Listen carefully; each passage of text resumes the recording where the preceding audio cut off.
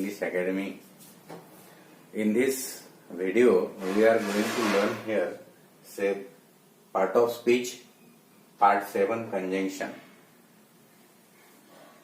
Today, we are going to study the conjunction. कंजंक्शनचा अभ्यास आपल्याला करायचा आहे. कंजंक्शन म्हणजे काय? तर कंजंक्शन म्हणजे वाक्यातले दोन शब्द समान जातीचे असतील, विरोधाभासी असतील असे, किंवा दोन वाक्यांश असतील, किंवा छोटे छोटे दोन वाक्य असतील, या वाक्यांना सांधणारा, जोडणारा शब्द म्हणजे कंजंक्शन. म्हणजे the words which connected to words or to phrases or to sentences or the clauses in the sentence is called conjunction. त्याला कंजंक्शन म्हणायचं. कंजंक्शनचं काम काय आहे? वाक्यामध्ये कंजंक्शन हे दोन वाक्यांना जोडतो, दोन शब्दांना जोडतो, दोन वाक्यांशांना सुद्धा जोडतो. परत लक्षात घ्या, याच बरोबर दोन शब्दांना म्हणजे नाम आणि सर्वनाम, नाम आणि नाम यांना जोडणारा सुद्धा एक शब्द असतो प्रेपोजिशन, परंतु तो फक्त जोडण्याचं काम करतो आणि शब्दाविषयी माहिती सांगतो. दुसरं विशेषण सुद्धा आहे, ते सुद्धा आपल्याला माहिती सांगत असतं. दोन शब्दांना जोडण्याचं काम करतं, परंतु इथे हे दोन वाक्यांना जोडून त्याचा अर्थ पूर्ण करते. म्हणून हे कंजंक्शन आपल्याला लक्षात घेणं गरजेचे आहे. कंजंक्शन कोणकोणती आहेत? तर कंजंक्शन्स हे अँड आहे, ऑर आहे, आयदर ऑर आहे, ऍज सून ऍज आहे, ऍज वेल ऍज आहे, नॉट ओनली बट असं आहे, either or, neither nor. There are lot of conjunctions. मग यांचे प्रकार सुद्धा केले जातात. कंजंक्शनचे दोन प्रकार पडतात. एक म्हणजे पहिला जो प्रकार आहे हा कोऑर्डिनेटिंग कंजंक्शन्स आणि दुसरा आहे सब ऑर्डिनेटिंग कंजंक्शन्स. तर कोऑर्डिनेटिंग कंजंक्शन जे आहे, पहिला प्रकार आहे coordinating conjunction.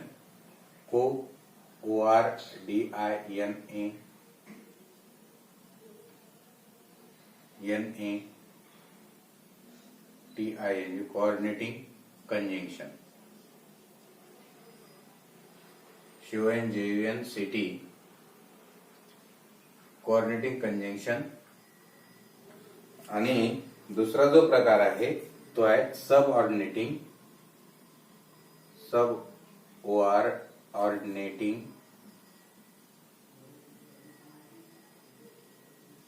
Conjunction.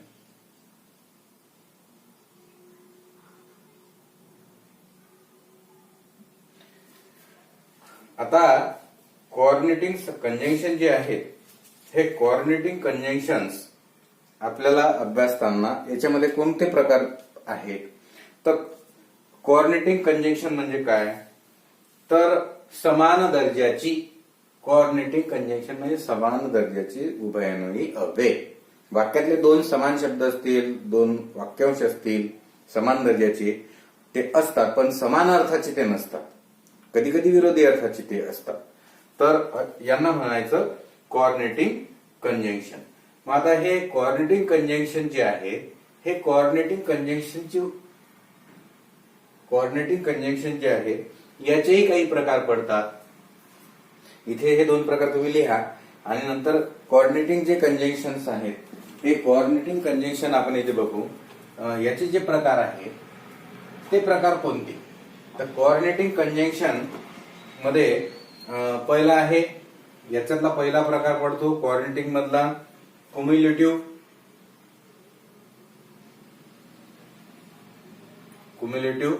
Conjunction. Cumulative conjunction म्हणजे समुच्चय दर्शक.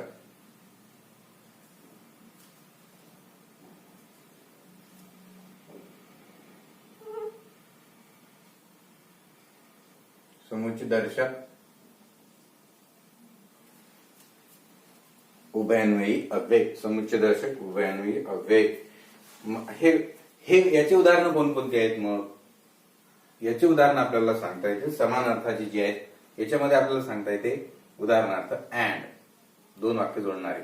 Ramdas and Govinda are good friends.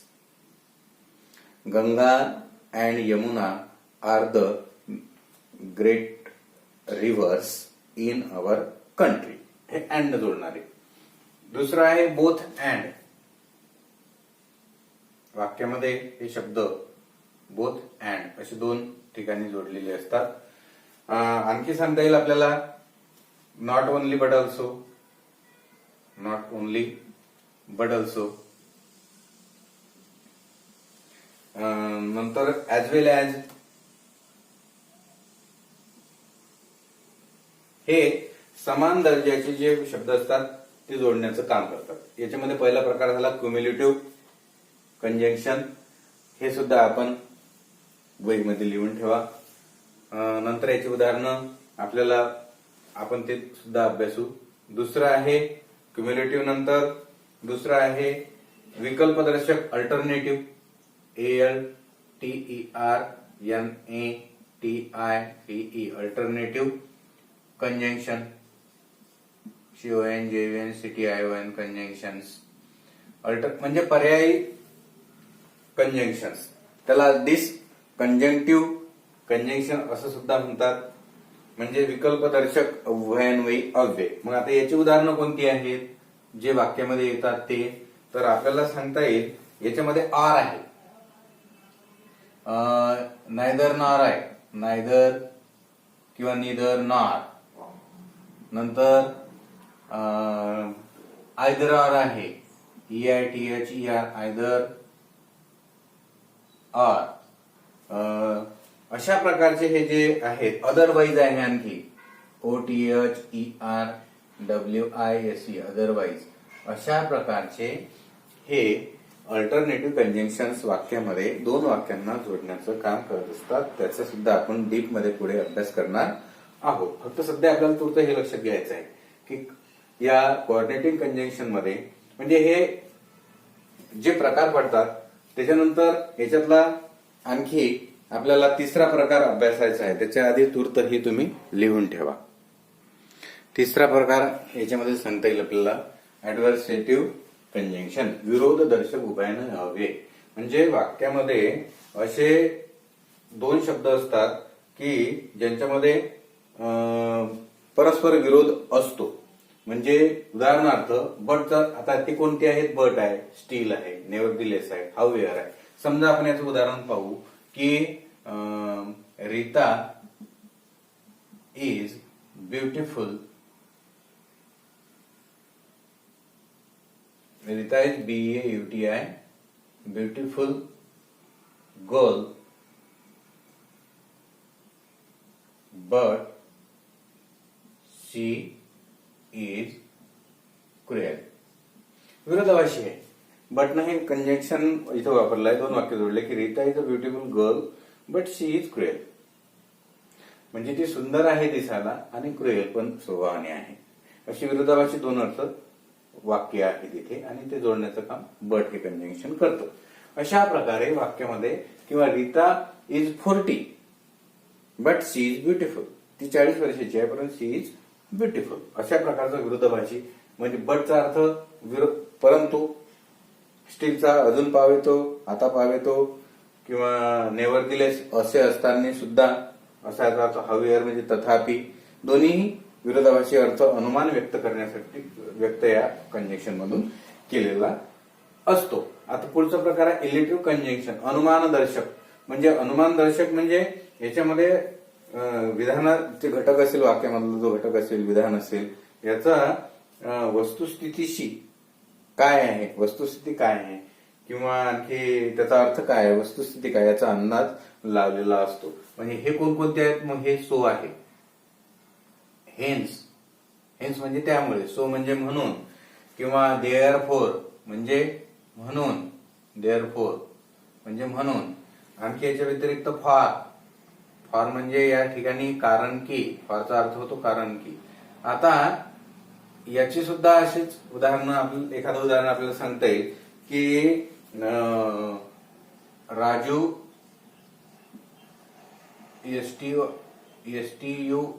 STUDIDED studied hard so he passed in first rank.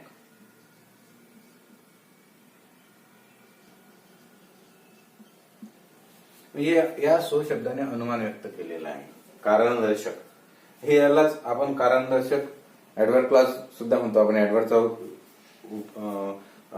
सुद्धा ते काम करतो, पण या ठिकाणी कंजंक्शनचं काम करून राहिलं. आता या ठिकाणी राजू स्टडीड हार्ड हा सो जो शब्द वापरलेला आहे हा कंजंक्शनचं काम करतो. म्हणून राजूने खूप अभ्यास केला म्हणून तो पहिल्या रँकमध्ये पास झाला.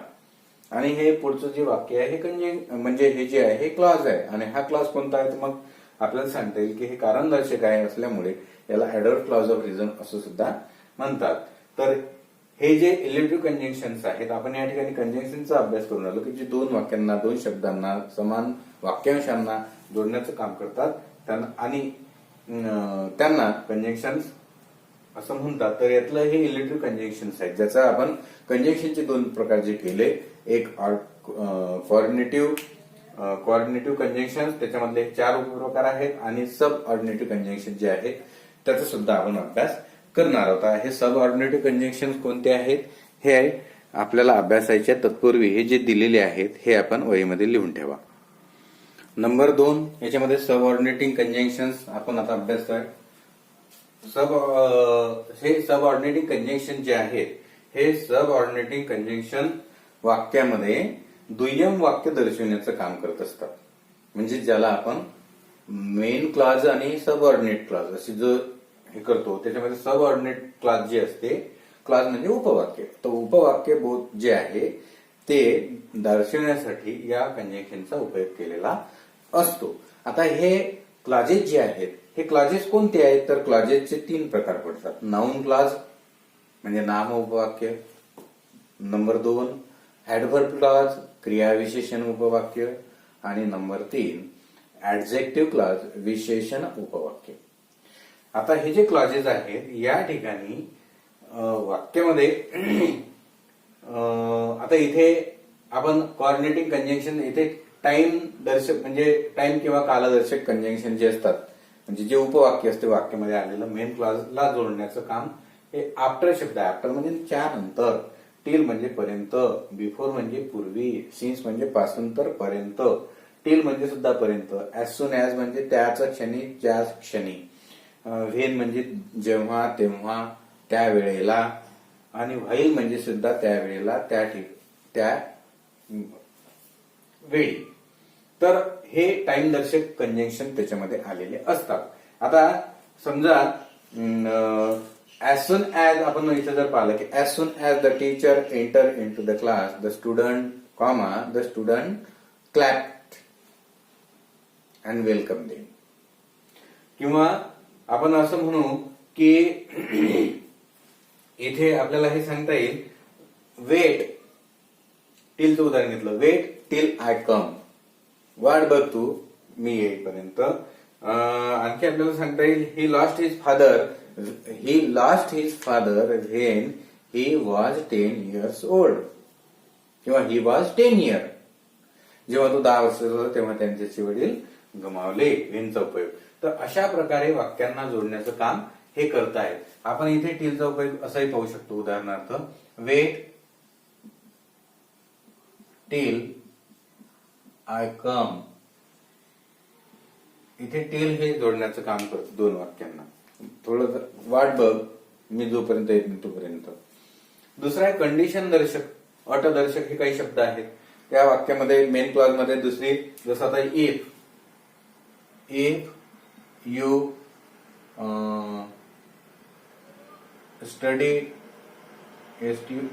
Study regularly REGULARLY, comma you will pass in first rank. अटदर्शक कंडिशन दर्शक आहे हा शब्द इफ. इथे 2 वाक्य आहेत. इफ यू स्टडी हार्ड, जर तू रेग्युलरली अभ्यास केला तर, हे क्लॉज आहे, याचा अर्थ पूर्ण नाही, याचा अर्थ पूर्ण करण्यासाठी याची मदत घ्यावी लागते. You will pass in first rank, तू पहिल्या नंबरात पास होशील, पहिल्या रँक मध्ये पास होशील. हे मेन क्लॉज आहे आणि हे सबऑर्डिनेट क्लॉज आहे. मग आता हे कंडिशन दर्शवते, म्हणून हे जे क्लॉज आहे हे क्लास जोडण्याचं काम इफ शब्द करतो आणि या क्लासचा जर प्रकार कुठला असेल तर तो आहे ऍडव्हर्ब क्लॉज ऑफ कंडिशन. अट दर्शक आहे, याच्यामध्ये अट दर्शविलेली आहे आणि इफ हा शब्द अट दर्शवतो. अनलेस सुद्धा तसं आहे, इफ नॉट नकारार्थी अर्थ असतो त्याच्यामध्ये, इफ ओनली हे शब्द त्या वाक्यामध्ये विरोधाभासी अर्थ दर्शविण्याचं काम करत असतात. याच्या व्यतिरिक्त सुद्धा आणखी काही या सबऑर्डिनेटिंग जे कंजंक्शन्स आहेत ते सुद्धा आपण बघू, तूर्त तुम्ही टिपून घ्या. पुढचा प्रकार आहे रिझन, कारण दर्शक. हे वाक्यामध्ये उपवाक्य जे असते त्याच्यामध्ये रिझन आले तर बिकॉज असते, म्हणजे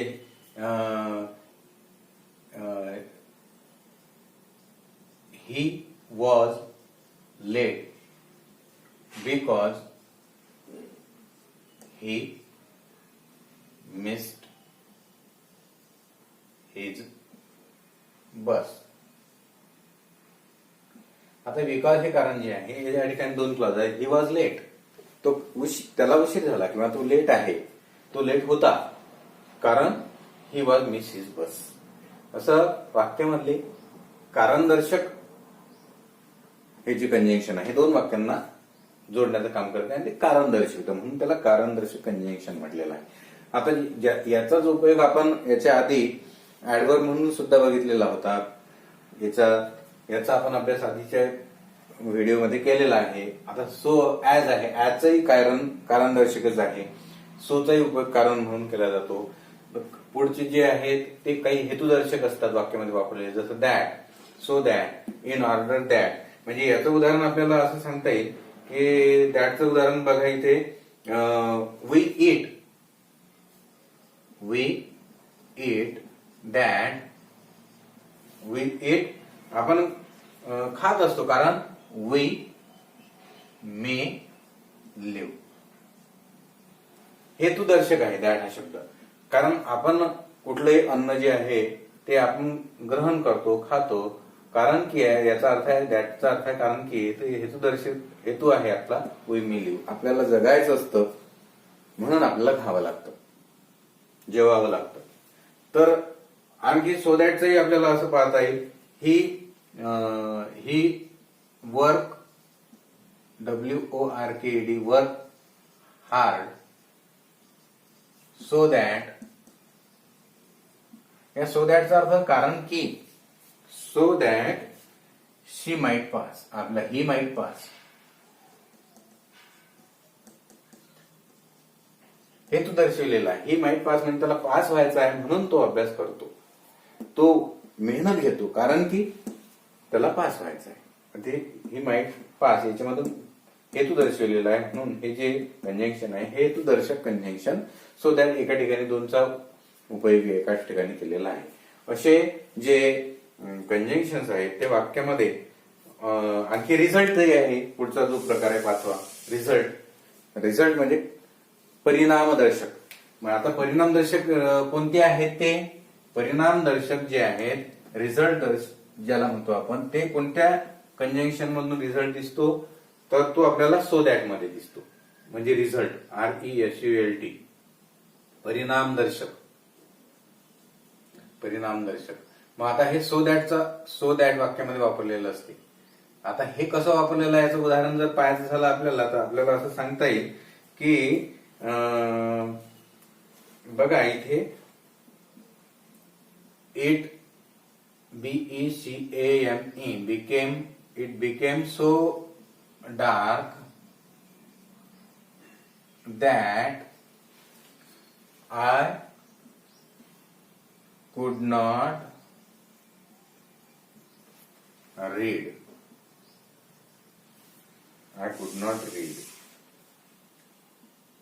आता हा सो आणि दॅट आणि याच्यावर नकार आलेला आहे. सो दॅट नॉटचा उपयोग केलेला असतो त्या वाक्यामध्ये. सो दॅट नॉट बरेचदा हे कंजंक्शनचं काम करत असतात वेगवेगळ्या ठिकाणी. तर इट बिकेम सो डार्क या ठिकाणी इतका की, सो दॅटचा अर्थ आहे इतका की, म्हणजे इट बिकम सो डार्क अंधार इतका पडलेला आहे होता की आय कुड नॉट रीड, मी पुस्तक वाचू शकत नव्हतो, मला वाचता येत नव्हतं, असा याचा अर्थ आहे. आणि हे जे कंजंक्शन आहे 5 नंबरचं सबऑर्डिनेटिंग क्लॉज हे दर्शक आहे. याच्यामधून हे जे उपवाक्य आहे याच्यामधून याचा परिणाम दर्शवला आहे. इट बिकम सो डार्क, खूप अंधार पडलेला होता. हे वाक्य अर्थपूर्ण आहे, परंतु हे वाक्य अर्धवट आहे. म्हणून याला अर्थ कंप्लीट करण्यासाठी सो दॅटचा उपयोग होतो आणि ते परिणाम दर्शक आहे. तो कंट्रास्ट पण आहे याच्यामध्ये, विरोधाभासी. कंट्रास्ट, CONTRAST, कंट्रास्ट म्हणजे विरोधाभास दर्शविणारे विरोधाभासी कंजंक्शन जे आहे ते. विरोधाभासी कंजंक्शन कोणते आहेत? दो आहे, THOUGH, दो किंवा अल्दो. आणि या दोघांचाही अर्थ होतो जरी, तरी किंवा जर, तर. मग याचं उदाहरण कोणतं सांगता येईल आपल्याला? याचं उदाहरण बघा आता इथे. याचं उदाहरण दोन्ही वाक्यांमध्ये विरोधाभासी अर्थ असतो.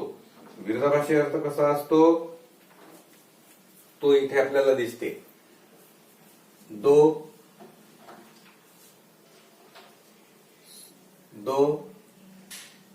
Sita is 40, she is beautiful.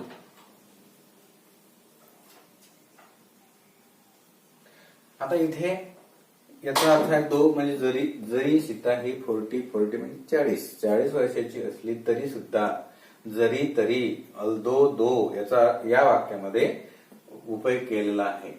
म्हणजे though Sita is 40, she is beautiful. दोन्ही विरोधाभासी अर्थ आहेत दोन्ही वाक्यांमध्ये. म्हणजे तिची सुंदरताही आहे आणि तिचं वय सुद्धा इथे आपल्याला दिसत आहे की ती 40 वर्षाची आहे. म्हणजे विरोधाभासी अर्थ दर्शविण्याचं काम. वाक्याच्या सुरुवातीला दो हा शब्द लिहिलेला आहे, मनामध्येही दोन वाक्यांना जोडण्यासाठी दो किंवा अल्दोचा अर्थ उपयोग केलेला असतो. हे असे कंट्रास्ट विरोधाभासी आहेत. आणि कंपॅरिझन आहे. कंपॅरिझन मध्ये याच्यामध्ये 6वा प्रकार कंपॅरिझन सांगता येईल. COM, comparison. कंपॅरिझन म्हणजे तुलना करणे, तुलनात्मक. डिग्री जे वाक्य आहे तुलनादर्शक जे आहेत, ऍज, सो दॅट, नो म्हणजे ऍज मध्ये किंवा दॅन मध्ये त्याचा उपयोग केलेला असतो. डिग्रीची वाक्य आहे म्हणजे she is as smart as Raju. आता इथे आपण शी म्हटलं किंवा आपण सीता म्हणू. Sita is as smart as Raju. Sita ही राजू इतकी स्मार्ट आहे. दोघांमध्ये तुलना केली ऍज मध्ये. तर जे कंपॅरिझन केलेले आहे तुलना. आता या ठिकाणी ऍज आणि ऍज हे दोन शब्दांना सांधण्याचं काम करतात. राजू आणि सीताला या दोन नामांना जोडण्याचं ते काम करतात. हे कंजंक्शनचं काम करतात. हे दोन वाक्य आहेत. राजू ही स्मार्ट आहे आणि सीता सुद्धा स्मार्ट आहे आणि त्यांचं कंपॅरिझन केलेलं आहे, तुलना केलेली आहे सारखीच. कधी कधी कमी जास्त सुद्धा असू शकते दोन व्यक्तींमध्ये. कमी जास्त असू शकते, समानही असू शकते. समान आहे म्हणून याच्यात नकार नाही.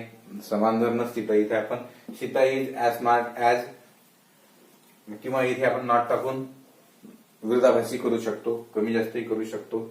मॅनरची जे वाक्य आहेत ते सुद्धा याच्यामध्ये येत असतात. अशा प्रकारे कंजंक्शन जे आहेत हे कंजंक्शन्स आपल्याला विविध म्हणजे वाक्यातले दोन शब्द असतील, दोन फ्रेज असतील किंवा याच्या व्यतिरिक्त दोन वाक्य असतील यांना सांधण्याचं काम, यांना जोडण्याचं काम ते करत असतात. विद्यार्थी मित्र हो, इथे आणखी काही कोरिलेटिव्ह कंजंक्शनची लिस्ट आहे. जसं आयदर ऑर म्हणजे हेही आणि तेही. सकारात्मक वाक्य लिहिताना दोन वाक्य जोडण्याचं काम करते. हेही आणि तेही. म्हणजे I like either tea or coffee. Neither nor नकारार्थी. हेही आवडत नाही किंवा हेही नाही आणि तेही नाही. आय डिसलाईक किंवा I like neither tea nor coffee. मला चहाही आवडत नाही, कॉफी आवडत नाही. बोथ अँड दोन वाक्य जोडण्याचं काम. सच ऍज कारण सो ऍज डिग्रीमध्ये हे वाक्य याची कंपॅरिझन येतं. हार्डली व्हेन याची यूज आपण पुढे पाहणारच आहे. Hardly HARDLY hardly when. Though किंवा अल्दो आणि यट याचा उपयोग येटचा उपयोग बरेचदा वाक्यामध्ये करत नाहीत, बरेचदा करत नाही. आणि सो दॅट असा की, इतका की, याचा अर्थ असा होतो not only but also. Not only हेच नाही तर ते सुद्धा, याच्यामध्ये सुद्धा म्हणजे अल्सचा उपयोग वाक्याच्या मध्ये बरेचदा करत नाही. नो सुनर दॅन, नंतर scarcely when, no other than डिग्रीचं वाक्य आहे तुलना करण्यासाठी. हे सगळे कंजंक्शन्स वाक्यामध्ये व्यवस्थित वापरलेले असतात. याचा आपल्याला सराव करायचा आहे. याची उदाहरणं सुद्धा आपण पुढच्या याच्यामध्ये पाहणार आहे. या पिरियडमध्ये आपण कंजंक्शनचा डिटेल्समध्ये अभ्यास केला. कंजंक्शन म्हणजे कोणकोणती शब्द आहेत ते सुद्धा आपण बघितले आणि त्यांचा वाक्यामध्ये काय उपयोग होतो हे सुद्धा आपण अभ्यासलेला आहे. माझा व्हिडिओ आपल्याला कसा वाटतो ते नक्कीच लाईक करा. आणखी तुम्हाला विशेष सांगायचं हे आहे की तुम्ही जर हे अगदी व्यवस्थित याच वही बनवून जर व्यवस्थित लिहून ठेवले तर निश्चितच आपल्याला याचा फायदा होणार आहे.